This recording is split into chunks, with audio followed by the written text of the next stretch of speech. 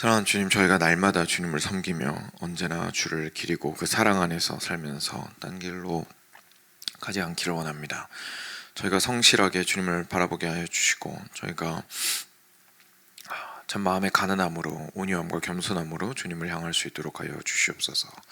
매일의 삶 속에서 저희가 아무리 예수님의 이름이 익숙하며 주님께서 행하신 일들이 저희에게 익숙하게 말할 수 있는 것이라고 하더라도 그것이 날마다 새로울 수 있도록 저희가 신선한 마음으로 주님 앞에 설 수 있도록 하여 주시옵시고, 우리가 우리의 죄인됨을 날마다 깨달음으로 주님의 은혜가 언제나 어느 순간에나 필요하다는 사실을 항상 인정할 수 있도록 하여 주시옵소서.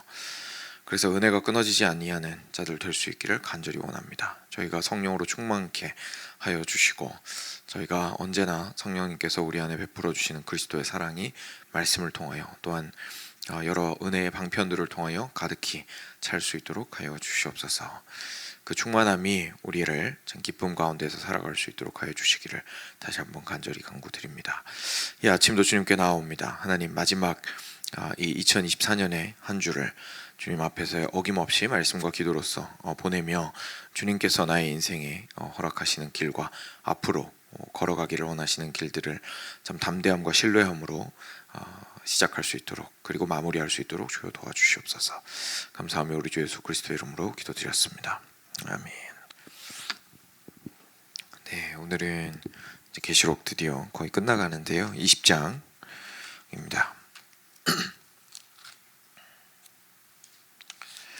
계시록 20장 11절부터 15절입니다.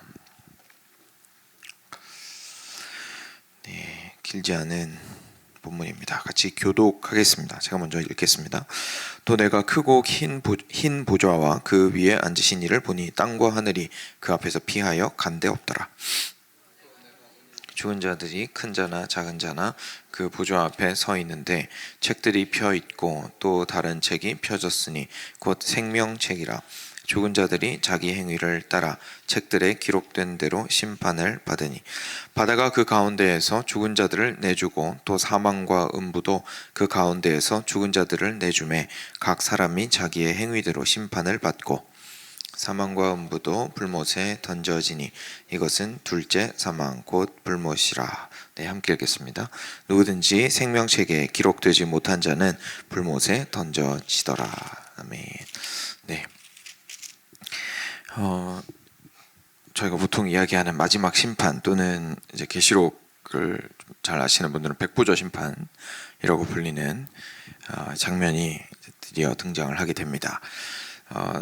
우리 사도 요한이 다시금 환상을 보게 되었는데, 이번에는 크고 하얀 보좌를 보았습니다. 그리고 그 위에 앉으신 이를 보았습니다.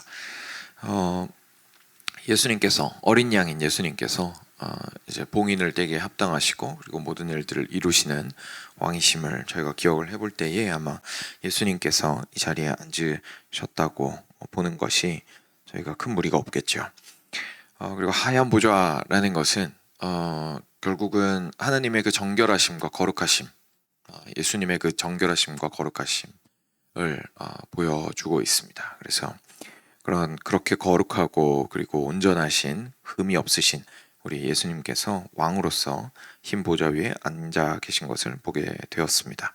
그래서 땅과 하늘이 그 앞에서 피하여 간데 없더라. 그래서 그 높으신 분 앞에서 기존에 있었던 땅과 하늘이 자기 자신의 원래의 모습을 그대로 보존한 상태로 그대로 있을 수가 없어서 피하여 온데간데 없이 되었더라라고 이야기하고 있습니다.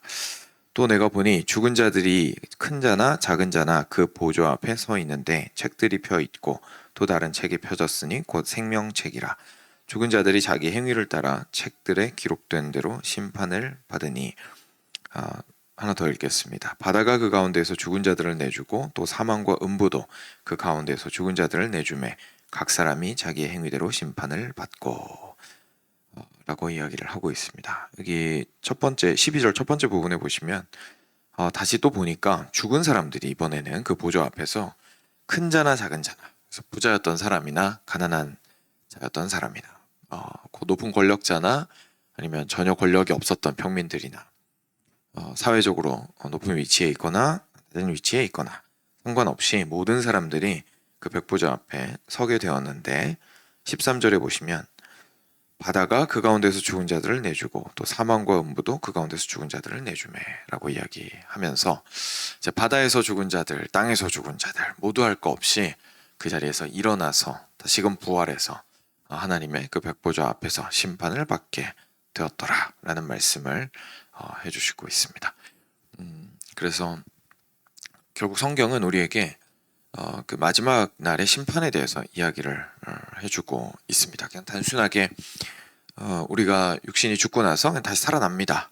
그리고 나서 행복하게 잘 살 겁니다라고 이야기를 하는 것이 아니라 성경이 말하고 있는 부활은 결국은 그 영원한 생명으로 들어가기 전에 심판이 있음을, 하나님의 판단이 있음을, 판결이 있음을 저희들한테 말씀을 해주시고 있습니다. 그리고 나서 제가 건너뛴 12절 중간 부분을 또 봐야겠죠. 보시면 그 보좌 앞에 서 있는데 무슨 일이 또 있었냐면 책들이 펴져 있었습니다. 또 다른 책이 펴졌으니 곧 생명책이라 이렇게 되어 있는데요. 다시 말해서 책이 생명책만 있었던 게 아니고 책이 여러 권 있었던 겁니다. 그래서 많은 책들이 있었는데 그 중에 한 권이 생명책이었고 나머지 책들이 굉장히 많이 있었다라는 이야기죠. 그러면 그 책들은 무슨 내용일까요? 이어지는 것이 죽은 자들이 자기 행위를 따라 책들에 기록된 대로 심판을 받으니라고 되어 있습니다. 그래서 거기에 이 책이 두 종류가 하나는 심판에 관련된 책들인 거고요. 그리고 생명책에는 구원받을 자들의 이름이 써 있었다라는 이야기입니다. 그래서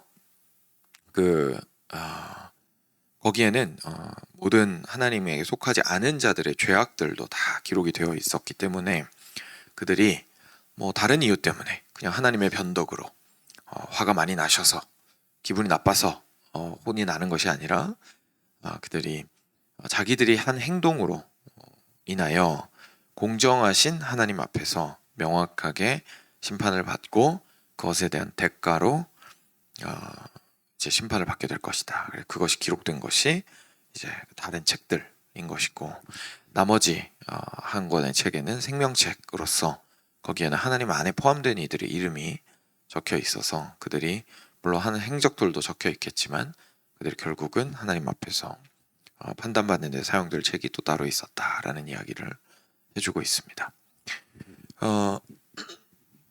이 얘기는 다니엘서에 나옵니다. 다니엘서에 보면 제가 조금 읽어드리면 표현을 다니엘서 7장 10절에 이런 표현이 있습니다. 심판을 베푸는데 책들이 펴놓였더라 이런 표현이 있거든요. 그래서 다니엘서 7장에서 그 심판을 위해서 펼쳐진 책이 있다는 이야기가 나오고요. 그리고 12장에 가면 다니엘서 12장에 가면 내 백성 중 책에 기록된 모든 자가 구원을 받을 것이라 라고 하면서 생명책이 나옵니다. 그래서 다니엘서에 나왔던 그 심판의 책과 생명의 책이 여기 계시록에서 다시 한 번 더 등장을 하게 되면서 결국 하고 싶으신 말은 뭐냐면은 뭐 하늘에 진짜로 책이 있는지는 저희가 가봐야 알 일이지만 확실히 말하고 싶으신 건 뭐냐면 하나님이 기억하고 계신다는 거죠. 하나님께서 모든 것을 알고 계시고 기억하고 계신다. 그래서 하나님 바깥에 있는 사람들의 심판에 대해서 그들을 심판하실 때 뭐 그냥 단순하게 하나님을 믿지 않는 것이 결국은 마지막 불못으로 들어가게 되는 이유이기는 하지만 실제 심판을 하실 때에 각각 사람들에게 심판하실 때 심판의 근거는 각자의 행동들이라는 겁니다. 각자의 행동들이라는 거죠. 그래서 너가 이제까지 지었던 죄들로 인하여서 이러한 심판을 받게 되었노라 라고 하시면서 심판을 하게 되신다라는 이야기를 하시고 있고요. 근데 믿는 자들 같은 경우에는 그래서 그것이 은혜인 거죠. 믿는 자들이라고 해서 삶이 완벽한 것이 절대로 아니죠. 그래서 그들의 그런 행적, 저희들의 행적, 잘못된 일들, 뭐 예수님 믿기 전은 말할 필요도 없고 예수님 믿고 나서도 정말 하나님 앞에서 불순종하고 올바르게 행하지 못했던 부분들에 대해서 하나님께서는 다 알고 계시죠. 그리고 기억하고 계시고 그렇지만 너무 감사한 것은 그럼에도 불구하고 예수 그리스도로 말미암아 우리가 참으로 은혜를 얻게 되어 그 모든 것들을 용서함을 받게 된다는 사실을 저희가 보게 됩니다. 그래서 결국 모든 이들의 행적이 다 기록이 되어 있는데 어느 책에 기록이 되어 있느냐? 그리스도 안에 있는 사람들의 이름이 있는 생명책에 기록이 되어 있느냐? 아니면 그리스도 바깥에 있는 심판의 책에 그 이름이 기록이 되어 있느냐라는 것이 가장 중요하다는 것을 저희가 알게 되죠. 그래서 자기가 이제까지 해왔던 행동들, 하나님 앞에서 죄는 죄고 악한 것은 악한 것입니다. 그래서 책망을 받을 부분들이 있을 수 있겠죠. 그렇지만 우리가 오직 그리스도 안에 있다면 그리스도의 이름을 붙들고 하나님 앞에 나아갔을 때 정말 하나님께서는 우리를 사랑하는 아들과 딸로서 품어주시고 그리고 영원한 생명으로 함께 인도하신다는 사실에서 우리가 그래도 위로를, 굉장히 큰 위로를 얻게 됩니다. 완벽한 인생은 없기 때문에 당연히 우리 모두의 위로가 되는 그런 부분인 것 같습니다. 그래서 자기 행위대로 심판을 받는다는 것을 12절과 13절 두 번이나 강조를 하고 있습니다. 그래서 12절 마지막에 자기 행위를 따라 책들에 기록된 대로 심판을 받으니 되어 있고 13절 뒷부분에도 각 사람이 자기의 행위대로 심판을 받고 되어 있죠. 네, 그리고 나서 14절에 보시면 그러면 이 심판 이후에 그냥 너 잘못했다 그러고 끝나느냐 그러면 그게 아니죠. 사망과 음부도 불못에 던져지니 이것은 둘째 사망 곧 불못이라 누구든지 생명책에 기록되지 못한 자는 불못에 던져지더라. 다시 말해서 이런 뜻입니다. 일단 15절을 먼저 보면 생명책에 기록되지 않은 자들은 불못에 던져지게 된다라고 이야기를 하시면서 지옥의 존재에 대해서 이야기를 해주시고 있습니다. 그리고 이것을 이제 둘째 사망이다라고 14절에서 이야기를 해주시고 있죠. 근데 여기에서 일단 이거부터 말씀드리면 왜 둘째 사망이라고 이야기를 하는 거냐면 첫째 사망은 육신의 사망이기 때문입니다. 그죠? 그래서 육신의 사망이 첫 번째 사망이고 그리고 둘째 사망을 우리가 그 후에는 불못에서 경험을 하게 된다. 만약에 그 생명책에 기록되어 있지 않다면 이라고 말씀을 하시는데요. 그 14절 전반부에 이렇게 나오죠. 사망과 음부도 불못에 던져졌습니다. 그러니까 이게 죽은 사람이 불못에 던져졌습니다 라는 뜻이 아니라 죽음 자체가 불못에 던져졌습니다 라는 뜻이죠. 죽음 자체가. 다시 말해서 소멸함이 소멸됐다는 겁니다. 그러니까 없어지는 것이 없어진 거죠. 그래서 더 이상 없어지지 않고 영원토록 생명책에 기록된 이들은 영원토록 살게 되고, 왜냐하면 죽음이 죽었으니까요. 그리고 안타깝지만 심판 가운데 있는 이들 역시 영원히 그 심판 가운데 있게 된다라는 말씀을 그 불못 가운데 함께 사망과 생명책에 기록되지 않은 자들이 함께 들어가게 된다라는 것에 대해서 이야기를 하시고 있습니다. 고린도전서 15장 26절에도 이런 말씀이 있습니다. 맨 나중에 멸망받을 원수는 사망이니라. 그래서 맨 나중에 가장 마지막에 멸망받을 원수가 사망 그 자체라는 거죠. 우리를 소멸하게 만드는, 우리를 생명을 없게 만드는, 우리가 이 땅 가운데서 사라지고 하나님과 단절되게 만드는 그것 자체가 사라지게 된다라고 이야기를 고린도전서에서도 하고 있습니다. 그래서 사도 요한을 통해서 다시 한번 저희가 그것을 확인하게 됩니다. 네, 여기까지가 이제 짧지만 굉장히 무거운 그리고 어떻게 보면 모르겠습니다. 얼마나 구체적이라고 느끼시는지 잘 모르겠지만 저희가 어쩌면 이것만 읽어가지고는 더 궁금할 수도 있지만 그럼에도 하나님께서 우리에게 주시고자 하는 마지막 심판에 대한 메시지는 확실하게 전달이 되는 그런 본문입니다. 이때 저희가 먼저 좀 저희 자신을 아무래도 돌아보는 것이 가장 현명하고 지혜롭겠죠. 이것이 아무리 어릴 때부터 천국과 지옥에 대한 메시지를 들어왔다고 하더라도 결국은 인생을 살아나가면서 그 의미는 계속해서 좀 바뀌게 되는 것 같습니다. 왜냐하면 인생이 그렇게 길어지면 길어지고 그 시간이 쌓이면 쌓일수록 내가 한 행동들은 계속해서 누적이 되기 때문이죠. 그래서 10살짜리 애가 지옥 얘기, 천국 얘기 듣는 거랑 사실 이제 정말로 좀 마지막에 가까운 분들이 천국과 지옥의 이야기를 듣는 것이 아무래도 와닿는 것이 다를 수밖에 없을 것 같습니다. 결국 신앙의 모든 스테이지에서 이게 꼭 무슨 육신적 나이가 많고 젊고에 따라서 다른 것이 아니라 지혜로운 사람이라면 그 각 나이에 알맞게 그때까지의 인생을 돌이켜보며 과연 나는 생명책에 기록되어 있는가, 다시 말해서 그리스도 안에 있는가라는 것을 다시 한번 기억하는 것이 저희들에겐 참 지혜로운 돌이킴일 겁니다. 저희 자신을 먼저 그렇게 좀 돌이켜 보았으면 좋겠습니다. 그리고 거기에서 행한 모든 일들이 참 악한 것들이 많이 있고 불순종이 많이 있고 또는 부족함이 많이 있다면 그게 꼭 나쁘다기보다 나쁘진 않았는데 부족한 것도 죄거든요. 근데 혹시나 그것에 부족함이 있다면, 하나님의 말씀하신 것에 부족함이 있다면 뭐 저희 다 있을 수밖에 없겠죠. 부족함이 있다면 우리가 그럼에도 불구하고 생명책에 기록된 것으로 인하여서 정말 무한하게 하나님께 감사드릴 수 있을 것 같습니다. 그래서 우리가 가지고 있는 죄가 많으면 많을수록 오히려 하나님의 은혜는 더 커지죠. 생명책에 저희들의 참 책임져야 할 사항들이 잔뜩 적혀 있을 수 있는데 그것이 생명책에 기록되었다라는 이유만으로 마지막에 예수님 이름 하나로 쭉 하고 그어지고 이제 무죄 판결을 받게 된다라는 사실이 우리에게 주시는 은혜가 참 얼마나 귀하고 감사한지 모르겠습니다. 그래서 그것이 매일의 순간에 저희한테 주시는 은혜여야 하겠죠. 예수님밖에 없습니다. 네, 그것이 먼저 저희가 좀 돌이켜 보았으면 하는 부분이고요. 두 번째는 조금 더 이렇게 뭐랄까요, 일반적인 부분에서 적용을 좀 해보면 좋겠습니다. 저희가 그리스도인으로서 살아나가는 데 있어서요, 이런 표현 아마 들어보셨을 것 같습니다. 그렇게 설교를 통해서 들어보셨을 거고 책 읽으시는 거 좋아하시는 분들도 들어보셨을 텐데 우리 기독교 신앙은 종말론적이다라는 표현을 씁니다. 그죠? 종말론적이다 이런 표현을 쓰거든요. 근데 표현 자체가 알 듯 모를 듯 합니다. 그죠? 알 듯 모를 듯 합니다. 왜냐하면 우리 기독교 신앙이 오늘 말씀처럼 천국과 지옥에 대해서 이야기를 하는 신앙이니까 종말이라는 말은 그냥 그치, 기독교는 종말이 있지 이렇게 생각을 할 수도 있고요. 근데 거기에 괜히 론이 붙어갖고 이게 종말론적이다 이렇게 얘기하면 이게 무슨 말이지? 이런 생각을 아마 좀 하실 수 있지 않을까 싶습니다. 그게 이제 영어를 아마 번역하다가 그렇게 된 것 같은데요. 영어에서는 딱 말 그대로 종말론적이다 라는 표현으로 번역할 수 있는 단어로 되어 있습니다.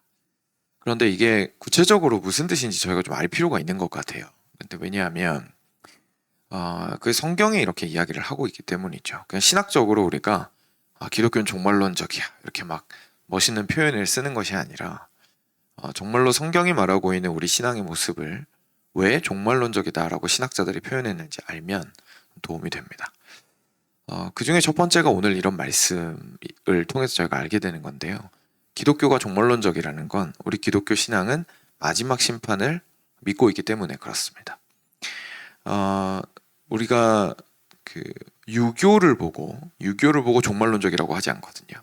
왜냐하면 유교는 마지막 심판에 별로 관심이 없습니다. 유교는 굉장히 현생에 관심이 많은 종교입니다.